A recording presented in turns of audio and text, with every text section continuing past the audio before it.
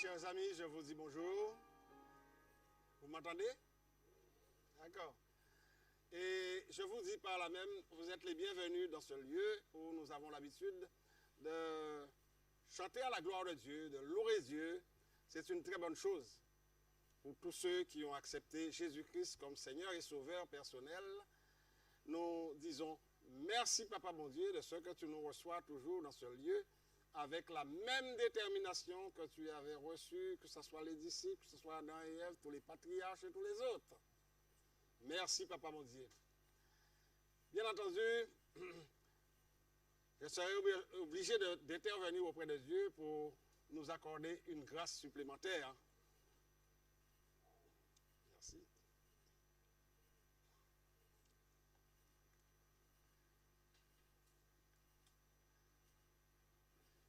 Et comme nous savons que le Dieu que nous avons, c'est un Dieu de miracles, alors je vais lui demander, tout comme Josué à l'époque de Moïse, d'arrêter le soleil sur Gabaon. Oui, je vous dis cela du fait qu'on m'a donné l'heure de terminer ce message à 11h30. Mais 11h30 est déjà passé. Et il faut que je vous transmette ce message. Ou encore à Ézéchias, lors de sa maladie, d'arrêter le soleil de 15 degrés, ou de reculer le soleil de 15 degrés. Le Dieu que nous servons est un Dieu de miracles, il est capable de le faire, et nous lui disons merci. Parce qu'il faut que je vous transmette sa parole en ce matin. Que Dieu vous garde, qu'il vous bénisse. Mais avant d'aller plus loin, je vous invite à vous incliner, nous allons faire monter une prière à Dieu, notre Père. Nous te remercions, Seigneur éternel, pour ce grand privilège que tu nous accordes encore de prêcher ta parole, de recevoir les enseignements venus de toi avec l'aide de ton Esprit Saint. Béni sois-tu, fais que ta parole soit transmise et fais que, Seigneur éternel, ton Esprit Saint arrête l'aiguille de la pendule pour que ton message puisse être transmis aux uns et aux autres. Et loué soit ton Saint-Nom. Au nom de Jésus, nous t'avons prié avec l'aide de ton Esprit Saint. Amen. Ma première demande en ce matin pour vous, c'est de vous inviter cet après-midi à venir ici au temple pour une sortie missionnaire comme d'habitude. Mais je voudrais que vous soyez aussi nombreux que ce matin. Oui. Bien entendu, je comprends qu'il y a des personnes qui ne peuvent plus marcher, qui par la fatigue, par l'âge, mais en d'autres termes, toutes ces personnes-là peuvent rester à l'église pendant que les plus jeunes iront distribuer les imprimés, les tragédies des siècles. Vous resterez ici dans la salle pour chanter, pour louer, pour prier Dieu, parce que Dieu a une œuvre considérable et majestueuse à accomplir dans cette contrée de Chauvel. Donc, le ministère personnel compte sur votre présence pour accomplir ce travail. Et je vous dis avant tout, merci pour votre présence.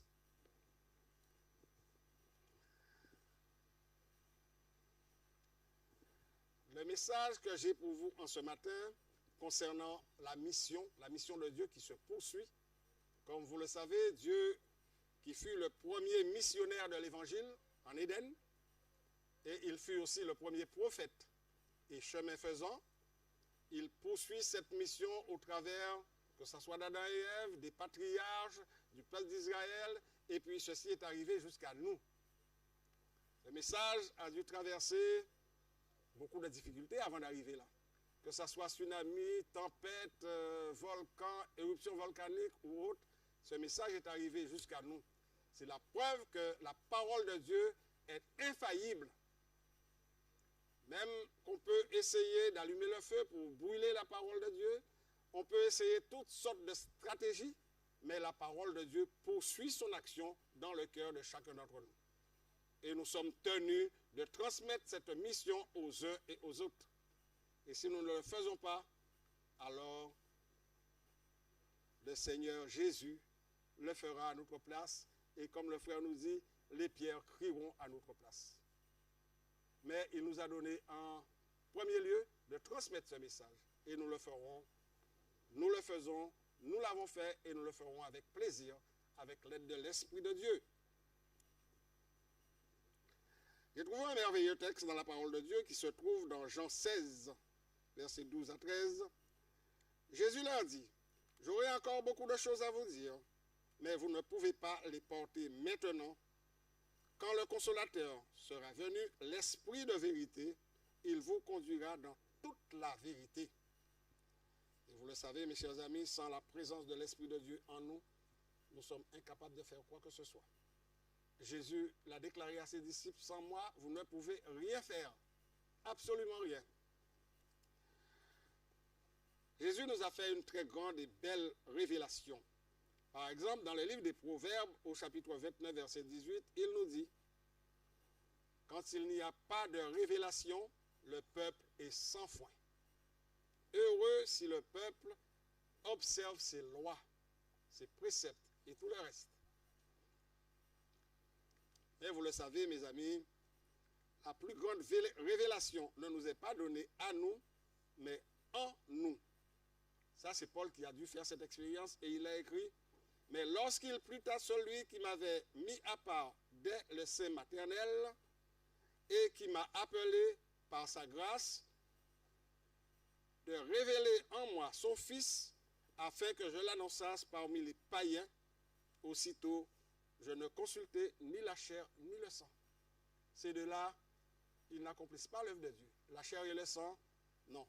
C'est pourquoi Jésus a dû vaincre la chair et le sang, l'enterrer dans le ventre de la terre pendant 3 jours et sortir en un être nouveau.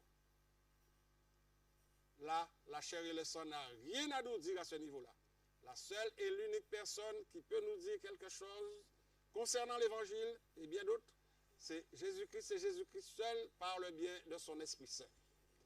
Dieu soit loué, qu'il nous donne la compréhension pour transmettre, déjà pour recevoir son évangile de salut en nous et pour transmettre aux uns et aux autres.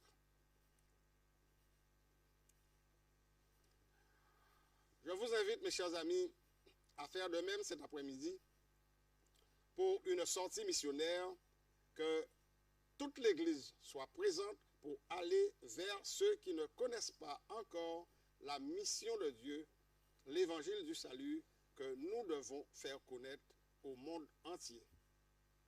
Maintenant, dans cet évangile-là, j'ai pu comprendre, disons, 3 choses. 3, non seulement bonnes déclarations, mais 3 grandes leçons que j'ai retirées. Et ceci, je remonte en Éden. Et je vous transmets ces 3 grandes révélations. Quand Adam et Ève furent péchés, évidemment, ils ont entendu la voix de Dieu.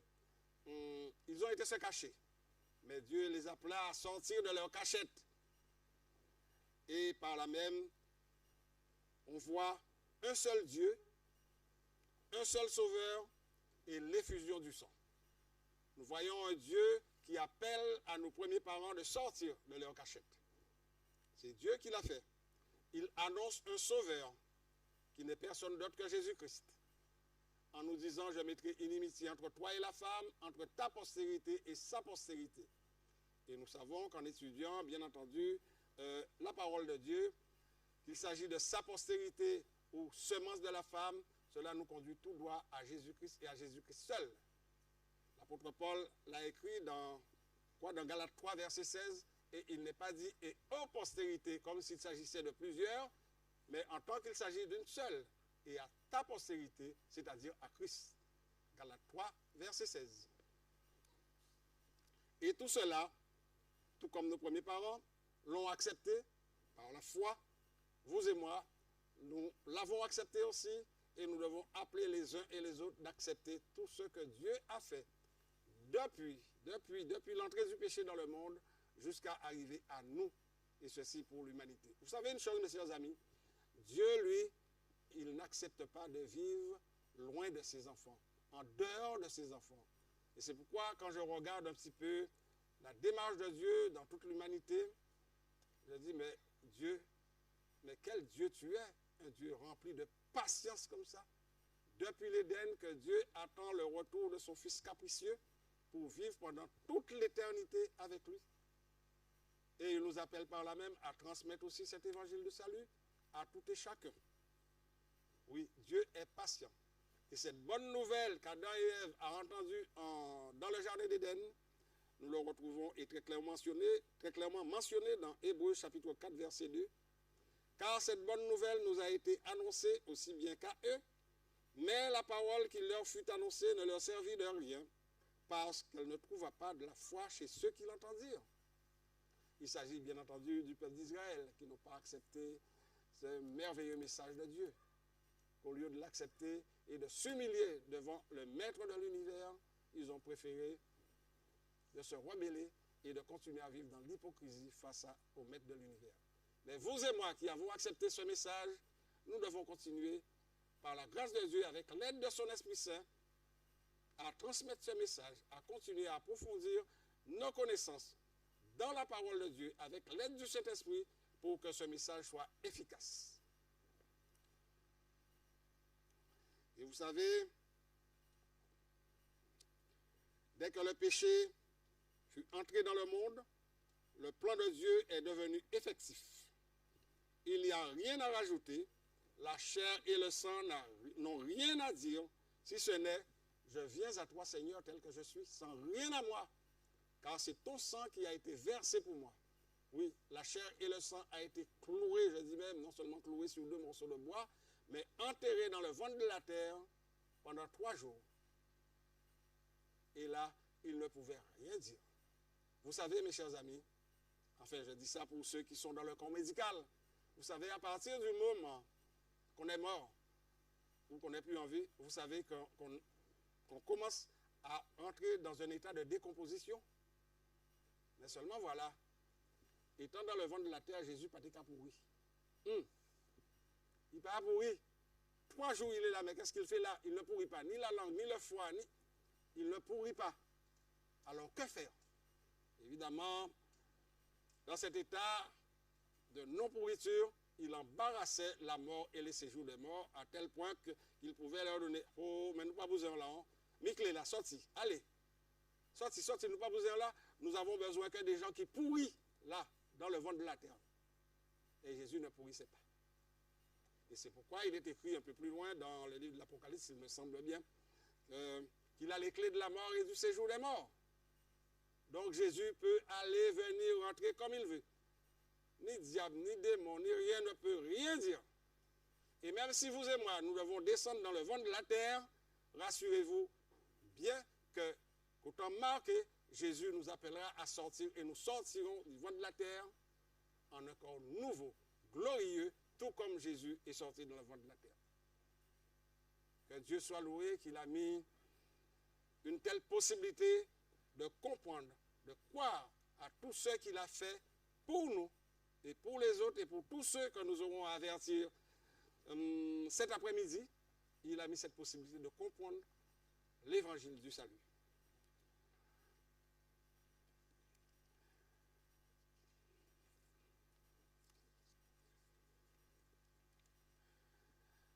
Nous poursuivons toujours avec la mission évangélique de Dieu confiée aux disciples. Dès le 1er siècle, avant son ascension, texte que nous avons lu tout au début dans Matthieu 28, 19 à 20 que vous connaissez. Et ce texte est toujours d'actualité.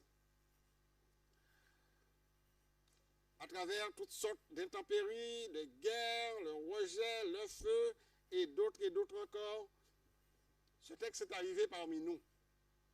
Et ce que nous faisons et ce que nous ferons encore, que ce soit pour la gloire de Dieu en tout temps. Je vous demande encore et à demander à l'Assemblée de venir encore cet après-midi, tous ceux qui le peuvent, tous ceux qui le souhaitent, tous ceux qui ne peuvent pas marcher, vous pouvez rester ici dans cette salle pour prier Dieu, pour louer Dieu, pour glorifier son Saint-Nom, parce qu'il tient à accomplir une œuvre grandiose, comme on n'en aura jamais vu dans toutes les contrées du Chauvel, et même dans le monde entier même. Parce que la mission de Dieu est que nous annonçons son évangile du salut à tout le monde, et alors viendra la fin. Et l'évangile n'est pas prêché encore dans le monde entier.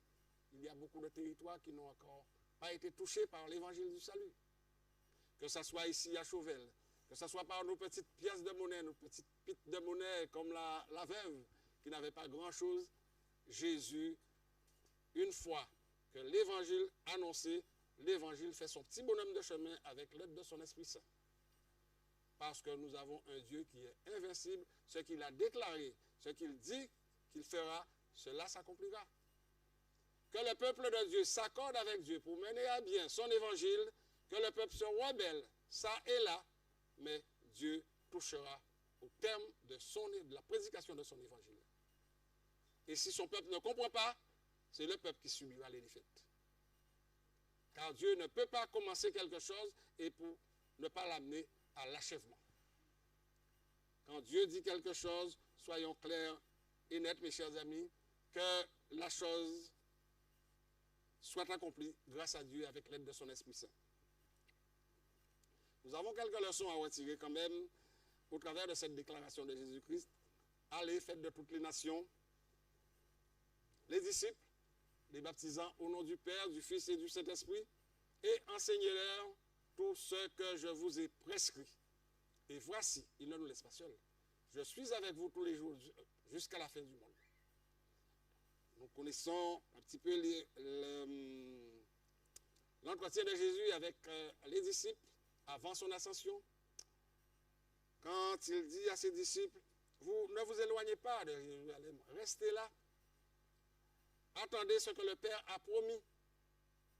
Et une fois que ce que le Père avait promis est arrivé, il s'agit du grand jour de la Pentecôte. Vous savez qu'une coalition internationale était là au grand jour de la Pentecôte à Jérusalem. Et quand le Saint-Esprit s'est descendu sur les apôtres, sous l'image des langues de feu, qui ont posé sur chacun des disciples. Et chacun parlait et disait tout ce que les invités du Saint-Esprit pouvaient comprendre dans leur langue maternelle. Et il y a un qui a posé la question à Pierre, mais homme frère, que ferons-nous? Il y en avait d'autres qui croyaient que ces hommes étaient des hommes remplis de vin doux. Mais Pierre les a dit, repentez-vous et croyez à la bonne nouvelle. Et il vous donnera le don du Saint-Esprit. Les amis, avant de pouvoir, Jésus nous dit, plus précisément, à un moment donné bien précis, allez, voici, je vous envoie comme des brebis au milieu des loups. Vous savez que ce sont les loups qui dévorent les brebis. Donc, comme nous le sommes, nous n'avons aucune chance devant les loups. Seulement voilà, avant de pouvoir conquérir des loups, il faut que le loup qui est à l'intérieur de moi-même, à l'intérieur de nous-mêmes, soit vaincu par l'agneau de Dieu. Et c'est ainsi que nous serons des vainqueurs des loups qui deviendront eux-mêmes des brebis conquérant des loups pour grossir les rangs du peuple de Dieu. N'oublions jamais cela, mes chers amis. Il faut que le loup qui est à l'intérieur de nous-mêmes soit vaincu par Jésus-Christ, l'agneau de Dieu, pour mener à bien l'œuvre qu'il nous a confiée. Et on va aller un petit peu plus vite. Et dans Luc 3, verset 16, là, nous retrouvons le témoignage de Jean-Baptiste. Il leur dit à tous, moi je vous baptise d'eau, mais il vient celui qui est plus puissant que moi, il vous baptisera du Saint-Esprit. Et dans Marc 1er, verset 8, moi je vous baptise d'eau, lui, il vous baptisera du Saint-Esprit. Voici le 4e témoin au chapitre 1er du livre des Actes des Apôtres et au verset 5. Jésus leur dit, car Jean a baptisé d'eau, mais vous, dans peu de jours, vous serez baptisés du Saint-Esprit de Dieu. Avec le Saint-Esprit de Dieu, nous ferons toujours des exploits. Et tout ceci à la gloire de Dieu. Dites-moi une chose. Vous n'avez pas envie de voir Dieu? Vous avez envie de voir Dieu? Alors, disons merci à Papa bon Dieu de ce qu'il nous crible de force, de puissance, de sagesse pour transmettre son évangile de salut à tout et chacun.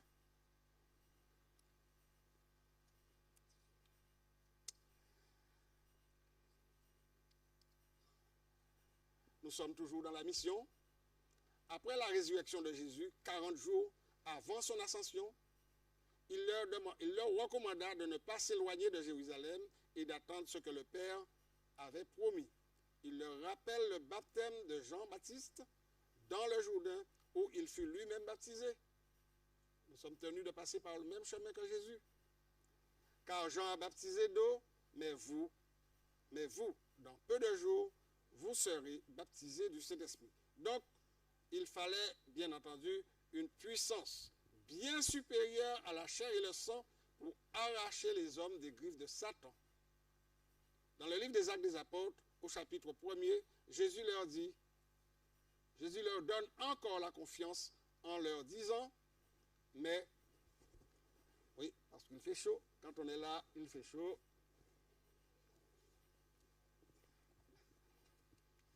Mais vous recevrez une puissance, le Saint-Esprit survenant sur vous, et vous serez mes témoins à Jérusalem, dans toute la Judée, dans la Samarie et jusqu'aux extrémités de la terre.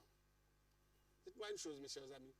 Vous pensez que c'est les disciples qui ont été les témoins de Jésus dans toute la Judée, dans toute la Samarie, et pour arriver jusqu'à nous, leur témoignage? Alors, comment ceci s'est passé? Comment nous percevons la chose?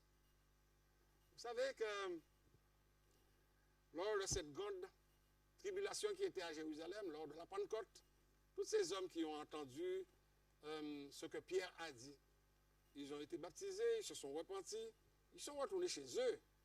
Mais en retournant chez eux, ils devaient transmettre l'évangile du salut dans leur foyer à tous ceux qu'ils ont rencontrés. Ainsi, l'évangile a connu un grand essor partout où cet évangile fut prêché.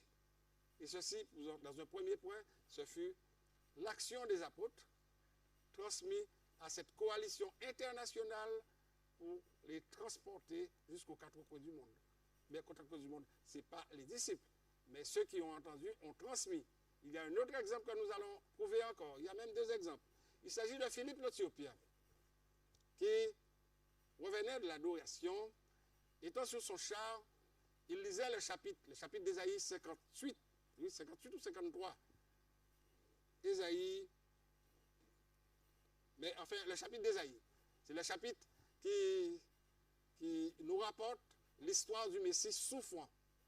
Il lisait, mais il ne comprenait pas. Alors l'Esprit dit à Philippe, avance, va vers cet homme.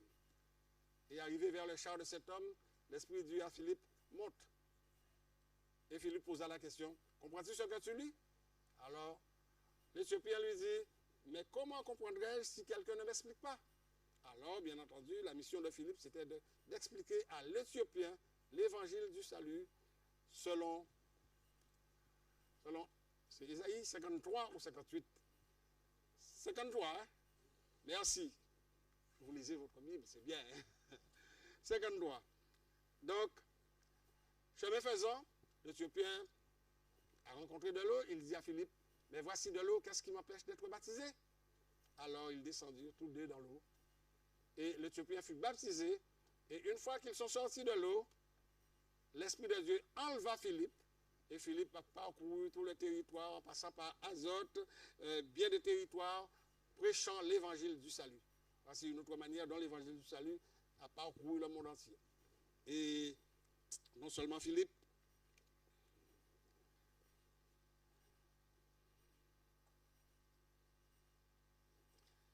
oui, voici cette manière de Philippe.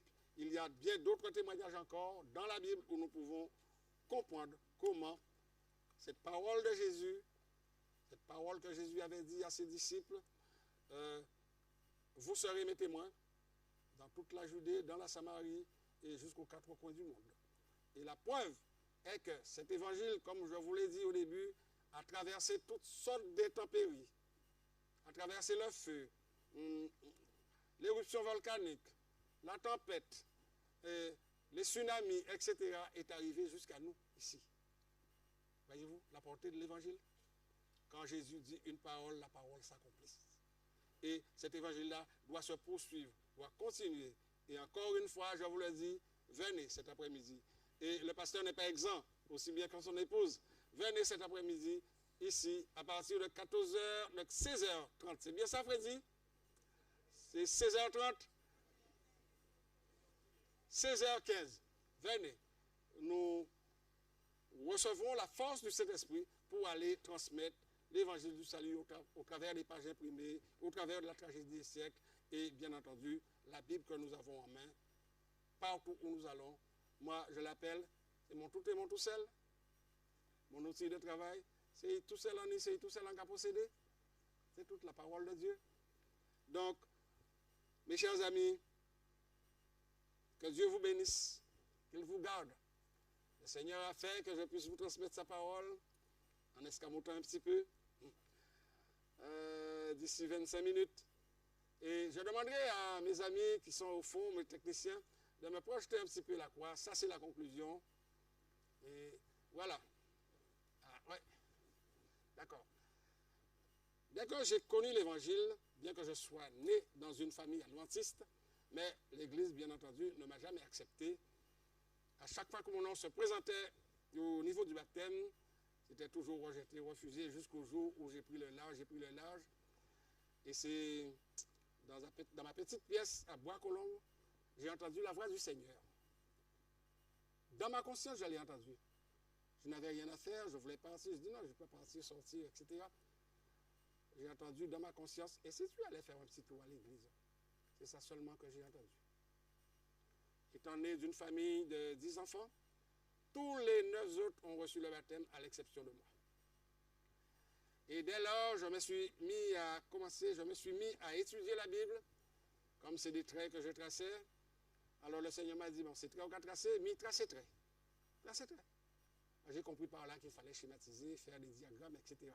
Et c'est de là que j'ai commencé à comprendre la portée de l'Évangile, ce que j'ai pu projeter pour vous, là, la croix dans le baptistère. Ça, c'est une synthèse du plan du salut de Dieu. Il y a tout dedans. Tout. Dans la croix du baptistère, dans le baptistère, là, nous recevons tout. Si nous comprenons bien la portée de ce message, alors rien ne pourra nous empêcher d'avancer. Rien, absolument rien, parce que le Saint-Esprit qui m'a donné ce message pour les uns comme pour les autres, alors il est là pour nous faire comprendre. Et vous savez, ce genre de message, ça a parcouru, je dirais, bon nombre de nations. C'est parti à Collonges, à l'époque de Norbert, de François aussi. Ça a été aux Zaïre, ça a été aux États-Unis, en Angleterre. Je donnais ça aux hommes, bien entendu, avec les textes qui sont appliqués dans ce schéma. Le même message que nous avons reçu dans l'Ancien Testament, c'est le même message que nous recevons dans le Nouveau Testament, mais en des termes peut-être différents. Mais c'est toujours l'Esprit de Dieu qui nous enseigne ce qu'il faut faire et ce qu'il faut dire jusqu'à ce que le peuple de Dieu soit accompli et propre à toute bonne œuvre. Béni soit Dieu, mes chers amis. Et disons-le merci pour la force, le courage et la volonté, la sagesse qu'il nous donne pour comprendre la portée du salut. Que l'Éternel vous bénisse et qu'il vous garde. Et nous vous disons merci, mes chers amis, pour votre présence. Et nous attendons sous votre présence cet après-midi, tous ceux qui le peuvent, tous ceux qui le souhaitent. Merci, merci pour votre présence cet après-midi où nous chanterons, nous prierons, nous recevrons la force du Saint-Esprit pour sortir, aller dans le champ. Et que le Seigneur vous garde et qu'il vous bénisse.